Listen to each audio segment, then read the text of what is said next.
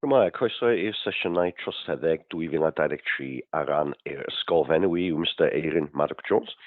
A dwi'n mynd i tywys chi trwy 3 sesiwn i ddechrau yn sôn am agweddau gwahanol o'r cwrs gyda uned 2, sef yr arholiad. Nawr, mae 3 sesiwn yn ganolbwyntio ar 2.3 i ddechrau. Mae 2.3 yn gyda Damcaniaethau Cymdeithsegol o Droseddoldeb. Ac yn draddodiadol mae disgybl wedi gweld hwn bach yn anodd.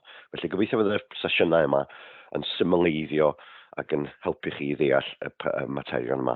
So yn y cwmnïau gyntaf, byddai'n canolbwyntio ar y swyddogaethwyr, byddai'n canolbwyntio ar y marcswyr, a byddai'n canolbwyntio ar y rhyngweithwyr. Yn yr ail gyflwyniad, parhau gyda 2.3, byddai'n edrych ar damcaniaethau cymdeithasegol i wneud gyda realistiaeth asgell dde a realistiaeth asgell chwith.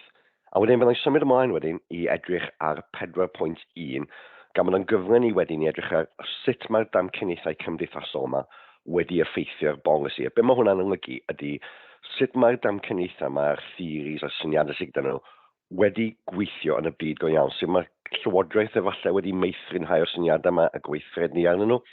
A hefyd sut mae'r system gyfraith troseddol hefyd wedi meithrinhau'r agweddau yma. Ac yn ola, yn y trydydd sesiwn, byddai edrych dros papur ar arholiad, ac yn y ceisio adnabod lle mae cwestiynau ymwneud gyda 2.3 a cwestiynau gyda 4.1 yn troi fyny yn y papur ar arholiad ers 2019, ac yn awgrymu efallai y ffyrdd o fynd ati i ateb y cwestiynau hynny. Felly, yn symud ymlaen felly, mae 2.3 yn gofyn i chi ddisgrifio damcaniaethau cymdeithasegol o Droseddoldeb.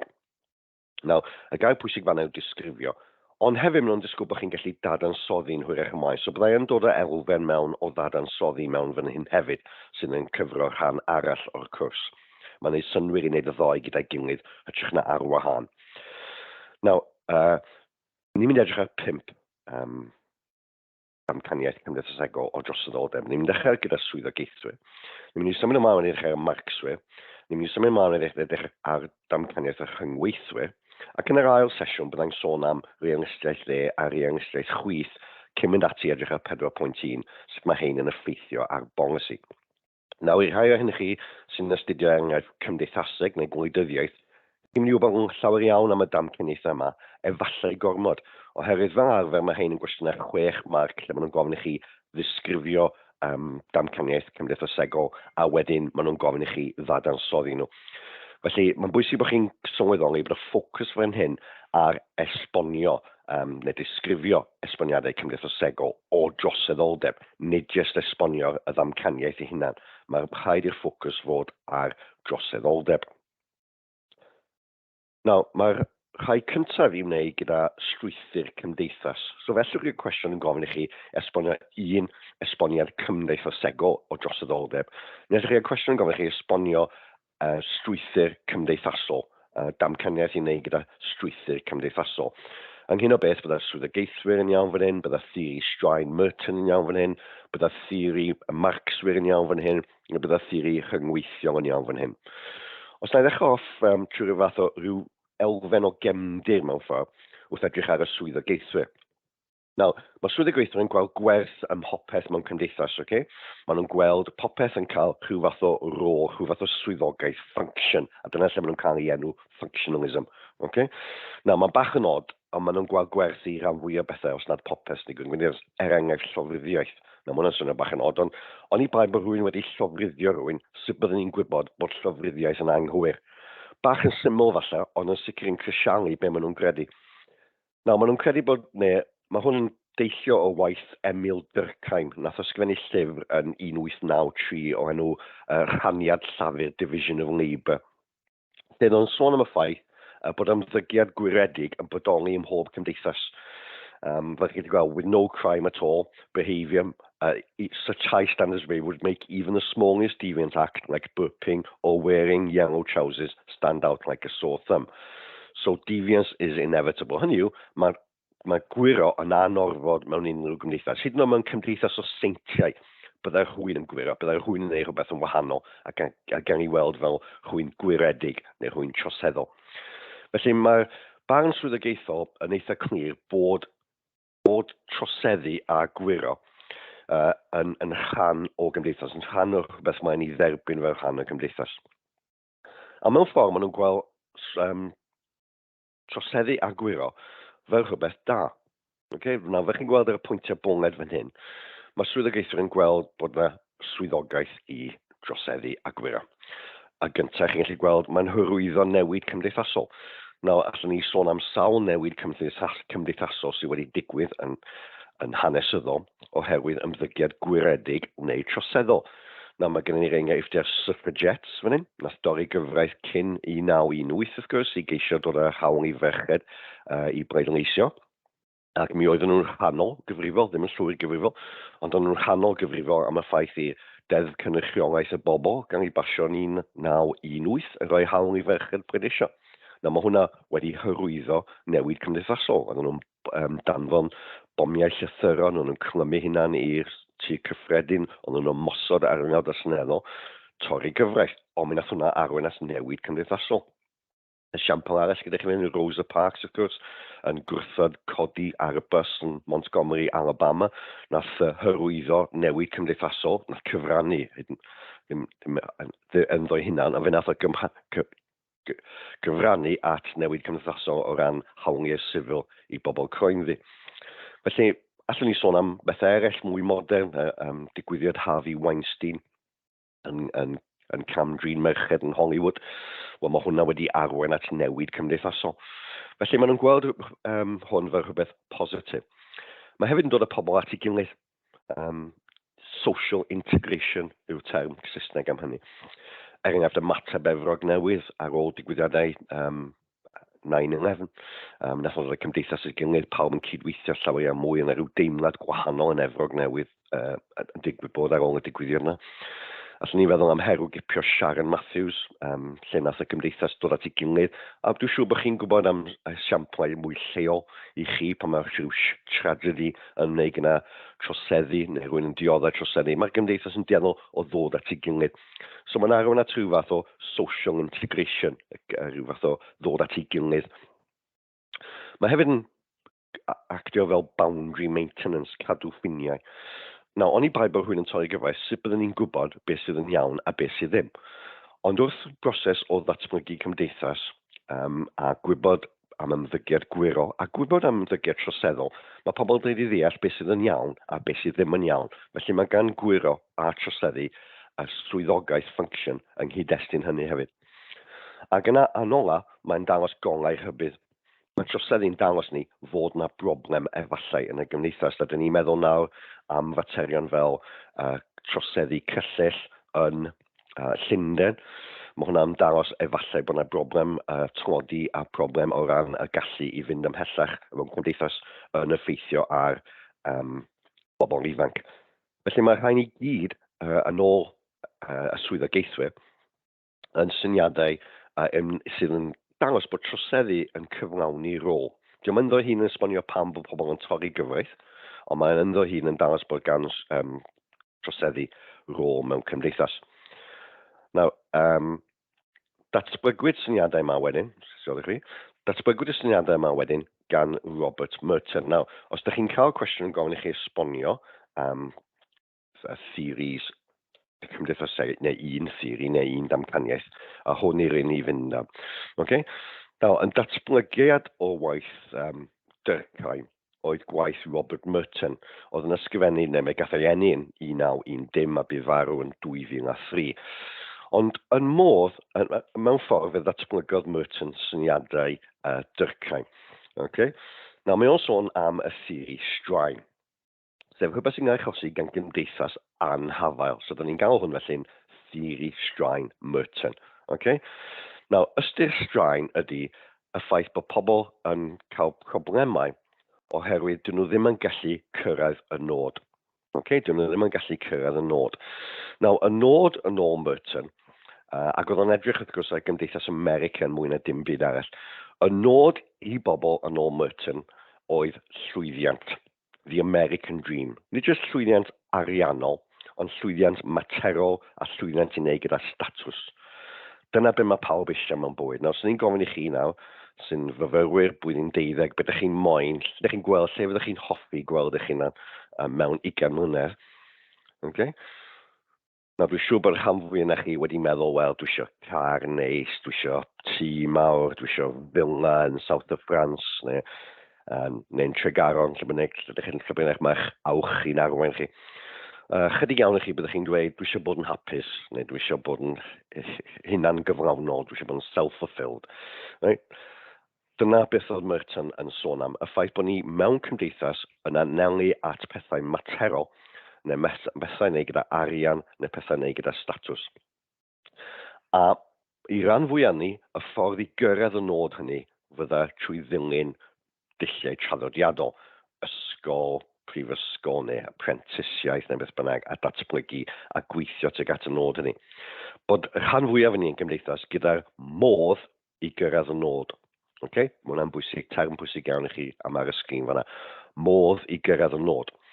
Ond mae rhai pobl yn cymdeithas ddim efo'r modd i gyrraedd y nod. Maen nhw'n sylweddoli o oed cynnar iawn, dyn nhw ddim efo'r addysg, dyn nhw ddim gyda'r gallu, dyn nhw ddim gyda'r cyfleoedd, dyn nhw ddim gyda'r cefnogaeth teuluol i allu cyrraedd y nod hynny. Felly mi oedd Merton yn awgrymu fod troseddoldeb yn digwydd oherwydd bod pobl ddim efo'r modd i gyrraedd y nod. Ac felly roedd yn ymateb mewn un o'r 5 ffyrdd fan hyn ar y sgrin, ydych chi'n gweld fyna.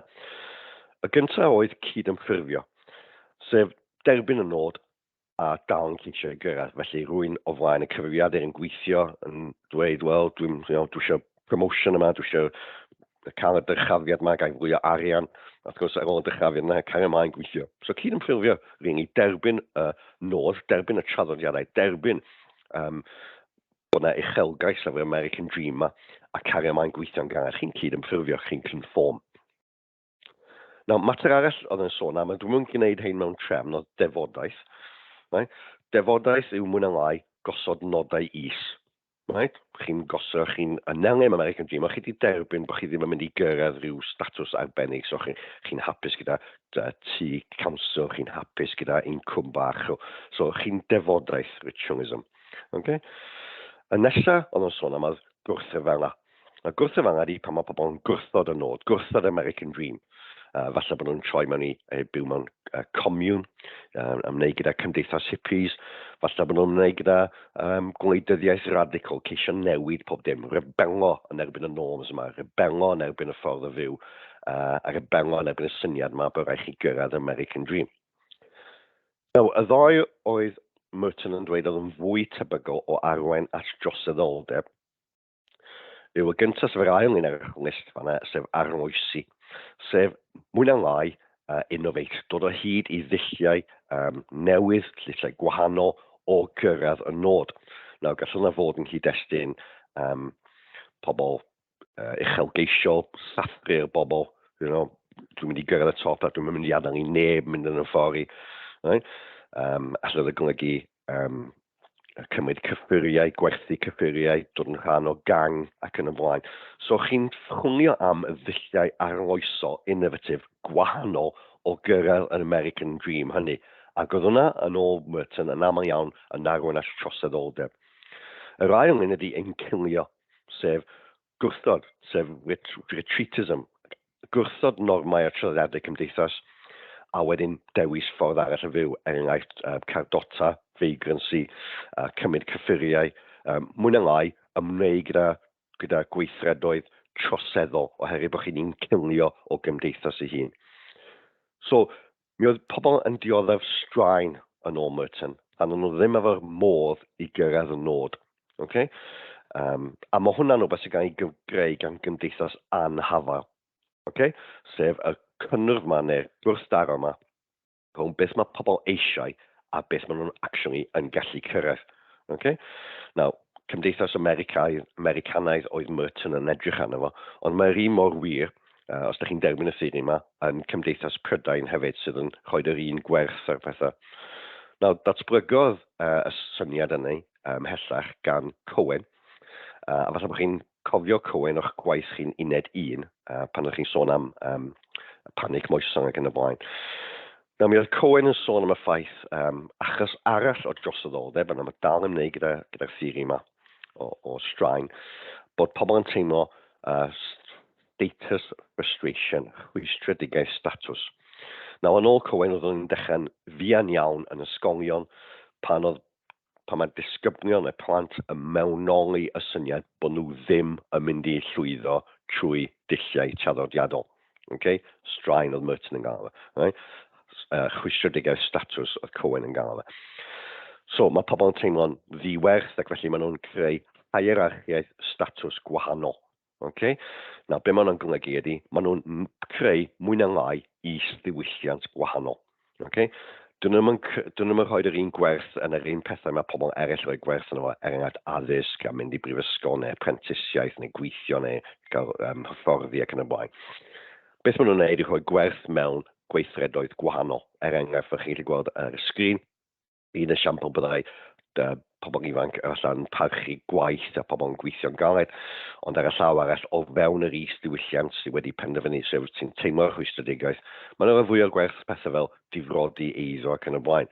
Nawr, mae hwnna mewn rhannol efallai'n esbonio gweithredoedd gangiau yn Llundain a rhai o drefi mawr Prydain, lle nid bod chi efo swydd da a bod chi'n gweithio'n ganges yn y bwysig, ond beth chi wedi gwneud o fewn y gang sy'n ennill parch. So, chi'n ennill parch trwy ddilliau eraill yn hytrach na trwy ddilliau traddodiadol o fynd i ysgol yn y gwaith. So, rheswm arall am droseddoldeb yn ôl Cohen oedd y statws, y chwistredigaeth statws mae pobl yn teimlo. Nawr, fel o'n i'n sôn o blaen, mae yna elfen arbennig lle mae'n rhaid i ddadansoddi, a mae'n gwneud synnwyr neu tipyn bach o ddadansoddi, wrth gwrs, o fewn wrth i chi drafod y damcaniaethau gwahanol. So, os mae'r cwestiwn yn codi fel arfer, mae'n cwestiwn 6 marcs, felly mae'n gwneud syniad bod chi efo 6 pwynt. Nawr, falle bod eich athrawon chi, wrth gwrs, wedi sôn am bethau hollol wahanol i beth sy'n arfer yn hyn, a mae hwnna'n ffain. A mwyaf chi'n gallu meddwl am, a mwyaf chi'n gallu cofio y gorau. Okay? So, mae eisiau rhyw 3 cryfder a 3 cyfyngiad i'r theories yma. Wel, o ran cryfder, wrth gwrs, mae'r damcaniaeth yn dda wrth egluro sut mae troseddau fod yn rhywbeth positif i gymdeithas. So, o'n i'n sôn am dyrcau mewn blaen, yn sôn am materion pwysig bod yn newid syniadau pobl, bod yn arwain at datblygiad cymdeithasol. Felly, mae hwnna'n beth da. A yn ail, mae'n dangos sydd gall cyfyngu dewis pobl mewn bywyd arwain at ymddygiad gwiredig neu troseddol. Nawr, mae hwnna'n gryfder, a mae'n gryfder sy'n chi'n gallu gweld yn chwarae rôl ar polisi nawr, na i sôn am hwnna'n hwyrach ymlaen. Ond chi'n gwybod efallai bod y llywodraeth presennol yn gweithio ar polisi o levelling up, sef codi cyfleoedd pobl i wella mewn cymdeithas, levelling up. Levelling up agenda, llwch chi Google os ydych chi'n dymuno. Ond yn sicr, maen nhw hefyd teimlo bod cyfyngu gallu pobl i ddatblygu yn achos troseddu, ac maen nhw'n trio neud beth amdano fo.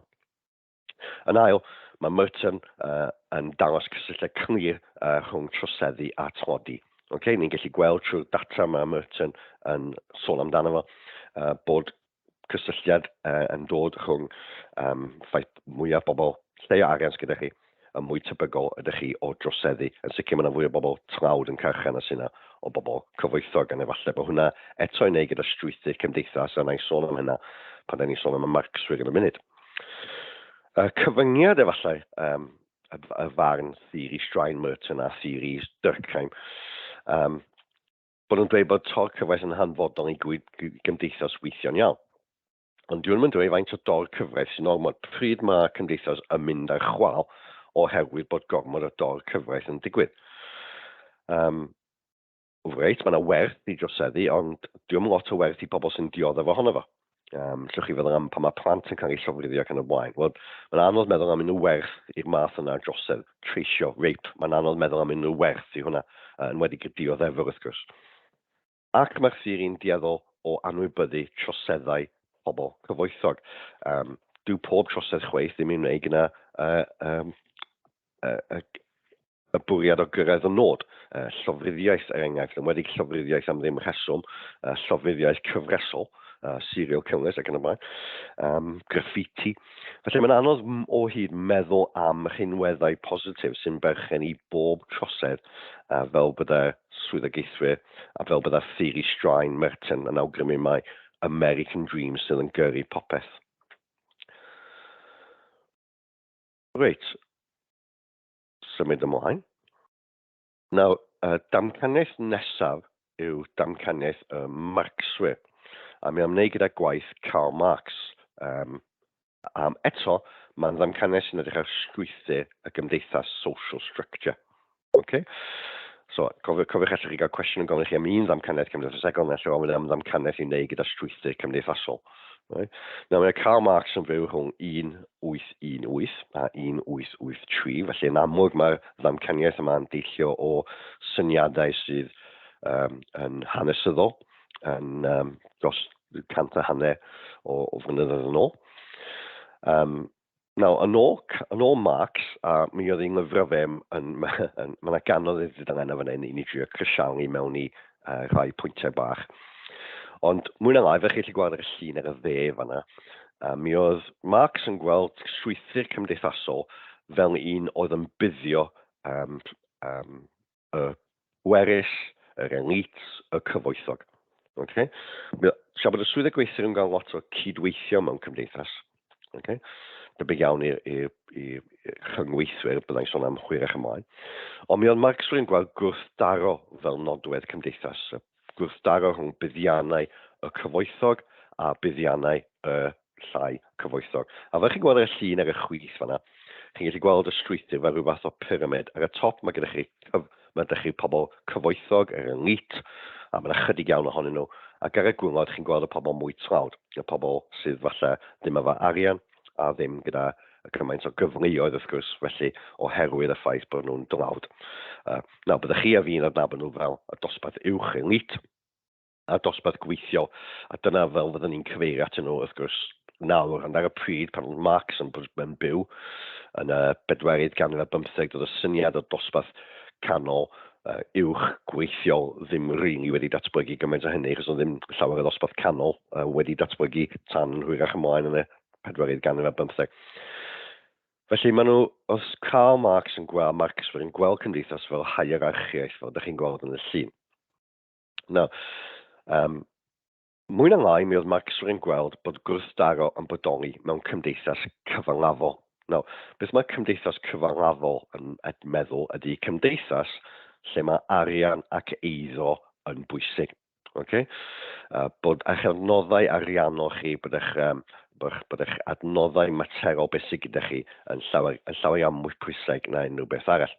Nawr, da ni'n byw mewn cymdeithas cyfangafol, wrth gwrs, da ni'n byw mewn capitalist state, sydd yn rhoi llawer o werth ar pŵer, statws ac arian.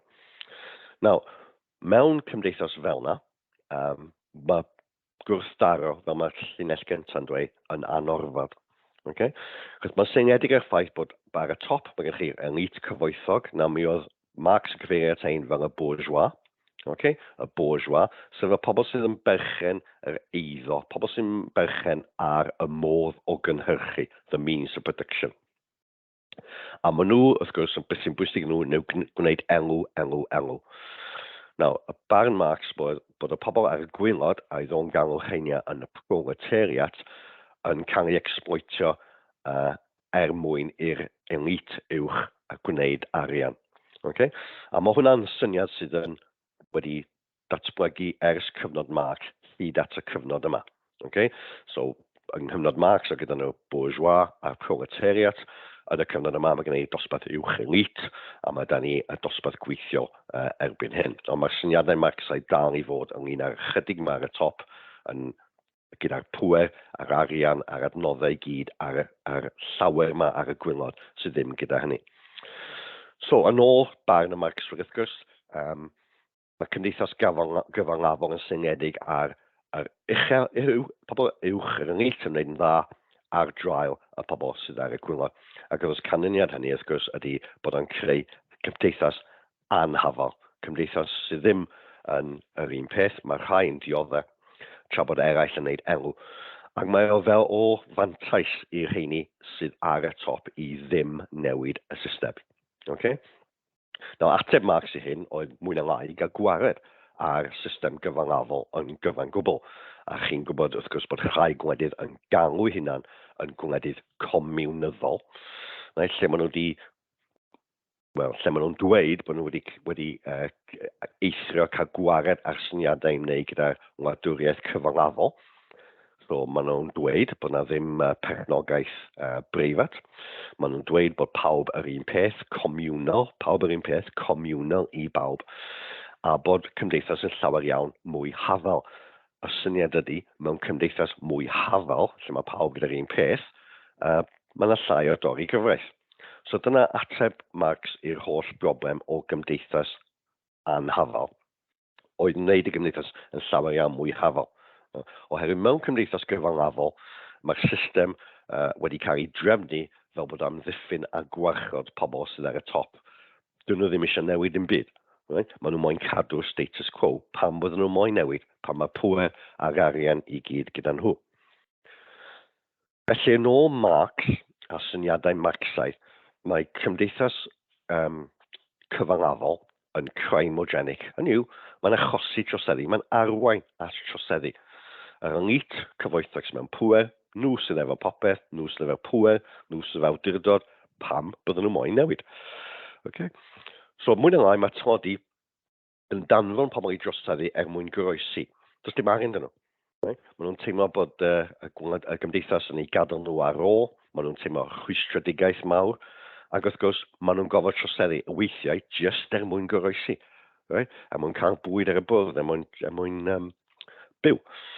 Felly mae cymdeithas yn crimogenic. Right? Problem arall yn ôl Marx wedi bod system gyfangafol yn ymwneud gyda prenwriaeth consumerism, sef pethau materol. Pan ddech chi efo car da, chi moyn car well. Dwi'n siŵr na dolyg hyn, gaethwch chi anrhegion. Meddylwch chi faint o heina chi actually angen mewn bywyd, a faint o heina chi actually eisiau. Pan ddech chi ar eich Instagrams, pan ddech chi ar eich Facebooks, pan ddech chi ar eich cyfryngau cymdeithasol, faint o'r pethau yma sy'n gael ei gwthio arnyn ni yn tro ar ôl tro, bod rhaid i ni gael nhw. Wel, whereas, does dim really rhaid i ni gael nhw, wneud pethau eraill wneud. Ond da ni moyn y status, da ni moyn yr Apple Watches, da ni moyn y iPads, da ni moyn y pethau mwyaf modern gallwn ni gael. So, bod y system gyfangafol prenwriaeth consumerism yn gwthio, wrth gwrs, bod i ni gael cyfoed, i ni gael stwff. Right? Dyddi peth am gymdeithas gyfangafol, mae'n creu anghyfartaledd, anghydraddoldeb. Okay? Dyw pawb ddim un peth. Right? Mae rhai pobl yn teimlo chwystredigaeth a pryder sy'n arwain at troseddau, hyd yn oed pethau fel camdriniaeth domestig. Bydda hwnna'n ôl Marx yn deillio o chwystredigaeth, bod chi ddim yn gallu gwneud yn well am eich teulu. Mae'n creu atgasau, mae'n creu cynnwrf, mae'n creu gwrthdaro rhwng person a'r gymdeithas. Felly mae'r chwystredigaeth yna'n gallu ddangos mewn sawl gwahanol ffordd, dwyn, bwrglera, chwngio am gyffro, oherwydd does dim cyffro yn eich bywyd chi. Felly mae holl system anghyfa yn erbyn y todion. Ac yn ola, mae'r ffaith bod cymdeithas gyfangafol yn gymdeithas dog eat dog yn annog troseddu ymysg pob math o bobl. Os ydych chi efo car da, chi moyn un gwell. Os ydych chi moyn miloedd o bunnoedd, chi moyn miloedd mwy. A mae'r holl system yn erbyn y todion. Achos y holl syniad ydy bod yna ddim newid i fod. Nawr, sut maen nhw'n sicrhau bod ddim newid i fod yn ôl Marx? Wel, gyntaf trwy'r cyfarpar gwladwriaethol gothrymus, oppressive state apparatus. Hynny yw, mae'r heddlu milwyr llysoedd i gyd yn cadw dosbarth gweithio yn ei lle. Maen nhw'n plismona'r tlawd. Okay? Mae pethau fel troseddau corfforaethol yn ei gyda busnesau sy'n torri rheolau iechyd y diogelwch, ni yng nghanol storiau nawr ynglyn â'r scandal swyddfa bost, ond does neb, bod yn llawer iawn o bobl bod yn gweithio swyddfa bost wedi bod i'ch carchar yn anghyfiawn, does neb ar y top yn gyfrifol am hyn wedi mynd i'r carchar o gwbl. A troseddau corfforaethol, corporate, yn gyda busnesau, mae heiniau fel arfer yn arwain at dedfryd wedi gohirio neu dirwy, ond mae troseddau pobl tlawd yn arwain at carchar ac yn y blaen. So, Mae Max dwi'n credu bod yr holl strwythur mae'n cael ei ddefnyddio i gadw status quo, i gadw pobl yn y lle. A wrth gwrs, da ni athrawon hefyd ar fai, cyfarper gwladwriaethol eideolegol ydy ideas, ideological state apparatus.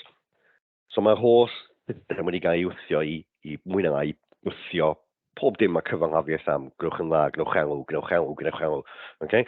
Addysg, crefydd, da ni'n dysgu yn ôl y Marx y syniadau yma, mae system sydd gyda ni yw system gorau. A drychwch ar y ffordd da ni'n trin neu agweddu at gwledydd comunyddol fel China a Russia, er enghraifft. Wel, cryfderau wrth gwrs a gwendidau, mae hwn yn dod mewn iddo fo, mae rhaid ni edrych ar hwn. Eto falle fydd eich athrawon chi efo pethau gwahanol i beth sy'n draw fan hyn. Ond cryfder wrth gwrs mae Marxaeth yn edrych ar troseddu'r draws dosbarthiadau cymdeithasol.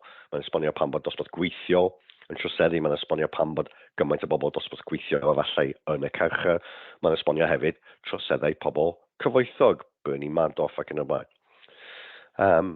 Mae'n dangos fel mae troseddau, neu mae'n awgrymu pan bod troseddau conger wen, troseddau corfforaethol ac yn y blaen, yn cael ei anwybyddu, a beth yw effaith anghydraoldeb ar gymdeithas. Okay? Mae'n awgrymu effaith rhagfarn y heddlu, y trydydd peth, sy'n mynd tuedd mewn cyfraith y ffren, bod y plismon ar trawd ac anwybyddu troseddau corfforaethol, prydau nhw'r un o'r gwledydd sy'n cael ei beirniadu fwyaf am anwybyddu troseddau corfforaethol yn ei gyda busnesau. Mae'n o ran gwendidau wedyn, sef cyfyngiadau, chydig iawn gyda Marxaeth i ddweud am anghydraoldeb eraill, er enghraifft anghydraoldeb i wneud gyda rhywedd a hiliaeth. Dwi'n gweud bod mae troseddau mewn rhai gwledydd cyfangafol, er enghraifft Japan a Swistir yn gymharol isel. So tybed ydy troseddu neu diffyg troseddu yw beth i'n neud gyda'r system ddiwylliannol sydd gyda nhw, cymhelliant diwylliannol, y system addysg, efallai system carchardau, achos mae Swistir a Japan yn carcharu'n hollol wahanol i fel da ni'n neud. Mae syniadau Marxaidd hefyd yn benderfyniaethol, mae'n cymryd gan y tal, os chi'n blawd, chi'n mynd i arwain as troseddu, dyw hwnna ddim o hyd yn wir, wrth gwrs, o bellfor. A hefyd, rhaid ni gofio, os maen nhw'n plismon ar trawd, dwi'n esbonio pam fod pobl fel Bernie Madoff wedi bod i jail, The Wolf of Wall Street, beth oedd nhw Justin Belfort, Harvey Weinstein yn un arall. So mae'n nifer o bobl cyfoethog, pwerus, wedi mynd i'r carchar. Felly, dwi'n mor hyd yn wir bod nhw'n plismona ar trawd. Mae pawb efallai'n gael ei plismona.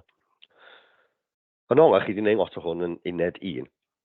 Mae hwn eto'n deillio o gwaith sy'n edrych ar strwythur cymdeithas. Right? So basically bod troseddu yn digwydd oherwydd strwythur cymdeithas. Okay? Strwythur cymdeithas. Da ni gyd mewn cymdeithas yn rhyngweithio, interact. Da ni rhannu normau cyffredin, da ni rhannu gwerthoedd cyffredin, a hyn sy'n bwysig yn cymdeithas gweithio, ydy'r bond cymdeithasol yna, a ffaith bod pawb yn cydweithio fe gilydd. Mae hwn i'n ymwneud rili gyda syniadau Howard Becker ynglyn â labelu. Okay? So, theori'n labelu di hwn, which da chi wedi gwneud go iawn. Mae yna ddau fath o gwiro yn ôl rhyngweithwyr. Mae da chi gwiro cynradd, sef gwiro bach. Okay? Gwiro cynta. Da ni'n ystyried fan dog cyfraith yn dwi ddim drifio i gyflym, peidio talu am mynd ar y tren. Mae'n wiro, mae'n drosedd, ond diolch yn arwain as dim byd. Ond gwiro eilaidd wedyn ydy gwiro sy'n arwain at y person yn cael label o fod yn droseddwr. Dwyn, thief, burglar, murderer. Okay? A mae hwnna'n arwain at rhywun yn cael label. A mae'r label yna yn dod yn statws meistr ar y person yna. So syniadau Howard Becker a Lemert yw'r rhai. Yn deillio ffaith, problem o ran hynny, o ran troseddoldeb, ydy bod yn arwain at proffredwriaeth hunan gyflawnol, self-fulfilling prophecy. Hynny yw, mae'r ymddygiad yn dod yn master status. Chi'n gweld eich hunan fel thief, chi'n gweld eich hunan fel vandal, chi'n gweld eich hunan fel football hooligan. Ac felly chi'n derbyn y label na, a chi'n gweithredu'r label, chi'n dod yn rhan o'r label na. Now, Mae hwn wrth gwrs yn un rheswm pa mae'r heddlu dyddiau yma, sôn am polisi fyddai'n gwneud o blaen, yn gyndyn iawn o danfon unrhyw un dan 18 oed i'r carchar. Right? Pam ongaf bydda hynny mewn gwirionedd, achos dyn nhw ddim eisiau person cael label o fod yn droseddwr o oed cynnar. Achos maen nhw'n gwybod, neu maen nhw'n deall, unwaith mae rhywun yn cael label o fod yn droseddwr, mae'n dieddol o fod yn rhywbeth maen nhw'n gwneud trwy bywyd. So mae yna elfen o hyn yn effeithio'r polisi. Ac fyddai'n sôn mwy am hwnna, wrth gwrs, pan dwi'n sôn am 4.1 gyda chi. Ond mae, wrth gwrs, da chi'n gyfarwydd â termau o fel mae label yn y fel mae statws meistr yn cael ei greu, weithiau gan y wasg. Mae'r wasg yn ystrydebu, targedu pobl arbennig fel folk devils, diawniad y werin. Chi'n gyfarwydd â hynny'r gwaith uned 1, dwi'n meddwl. A ffaith bod y wasg, wrth gwrs, yn ymhelaethu y gwiredd, deviance amplification, wneud o'n edrych yn fwy o broblem na mae o. A mae hynny, wrth gwrs, yn creu panic moesol wedyn ynglyn â grŵp penodol o bobl. So mae grŵp penodol o bobl mae'n cael enw gwael, right? A mae'n dod yn broffwydwngais hunan gyflawn, mae nhw'n cael statws meistr yr ymddygiad hynny. So ni feddwl am y mods a rockers yw syniad yw'r enghraifft eithaf chi'n neu siŵr o fod yn uned 1. As ni edrych am beth eraill fel Hells Angels, bikers ac yn y blaen, pobl ifanc ar y stryd, ydych chi'n teimlo fel pan ydych chi ar y stryd, bod pobl yn gweld chi fel problem. Right? So weithiau mae'r statws meistr mae'n arwain at ymddygiad gwirol neu ymddygiad troseddol. Okay? So mae pobl yn derbyn y label, maen nhw'n gweithredu'n label, maen nhw'n cael ei ystrydebu, maen nhw'n cael ei targedu gan y heddlu, mae'n criminaleiddio nhw'n fewnol, maen nhw'n mewnoli y statws na o fod yn droseddwr. Chi gyfarwydd â hynny gobeithio gyda uned 1, dwi'n siŵr. Nawr, cryfder a gwendidau, wrth gwrs, cryfder mae'n tynnu sylwad gan y negatif yn labelu pobl, a dyna pam mae'r heddlu dyddiau yma'n trio i gorau glas ddim i roi label troseddol i rywun ifanc.